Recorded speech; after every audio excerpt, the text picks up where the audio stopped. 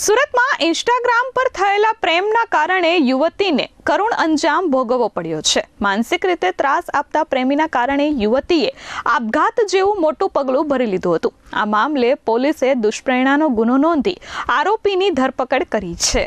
સુરતના ભેસ્તાન વિસ્તારમાં ઇન્સ્ટાગ્રામ પર થયેલા પ્રેમનો કરુણ અંજામ આવ્યો છે. પ્રેમીના ત્રાસથી કોલેજિયન યુવતીએ આપઘાત કરી લેતા ચકચાર મચી ગઈ છે.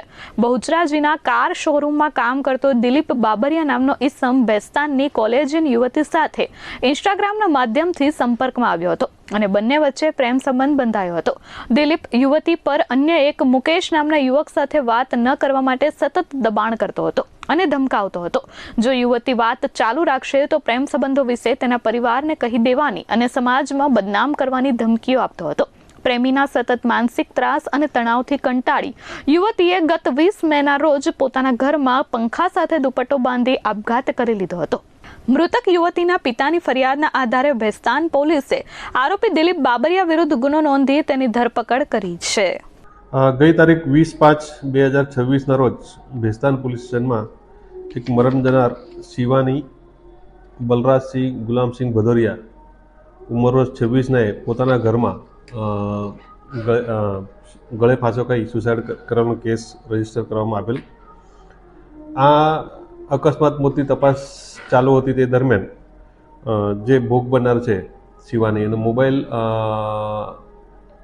ઓપન થતાં ફરિયાદી શ્રી એના પિતાજી બલરાજસિંહ ગુલાબસિંહ ભદોરિયાને જાણવા મળેલ કે જે આ ભોગ બનનાર છે એનું આજથી 7 વર્ષ પહેલાં એક દિલીપભાઈ ભનુભાઈ બાબરિયા સાથે ઇન્સ્ટાગ્રામ પર પરિચય થતાં પ્રેમ પ્રકરણ થયેલો.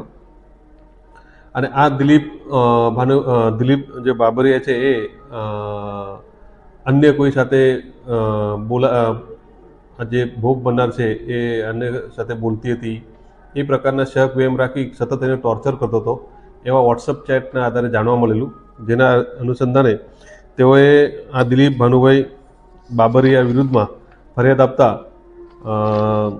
ભારતીય ન્યાય સંહિતાની કલમ 108 મુજબનો ગુનો રજીસ્ટર કરી આ દિલીપભાઈ ભનુભાઈ બાબરિયાની ધરપકડ કરવામાં આવેલી છે અને આગળની તપાસ તજવીજ ચાલુ છે. આ આજથી 7 વર્ષ પહેલાં ઇન્સ્ટાગ્રામ પર આ લોકો પરિચયમાં આવેલા અને ઇન્સ્ટાગ્રામથી પછી પ્રેમમાં એ લોકોનો પરિચય પર કન્વર્ટ થયેલો. એ મારુતિ સુઝુકીમાં જોબ કરે છે. મારુતિ સુઝુકી કંપનીમાં ITI કરેલું છે અને એના અંદરે જોબ કરે છે. ધરપકડ કરવામાં આવેલી છે. Bureau report S24 news Surat.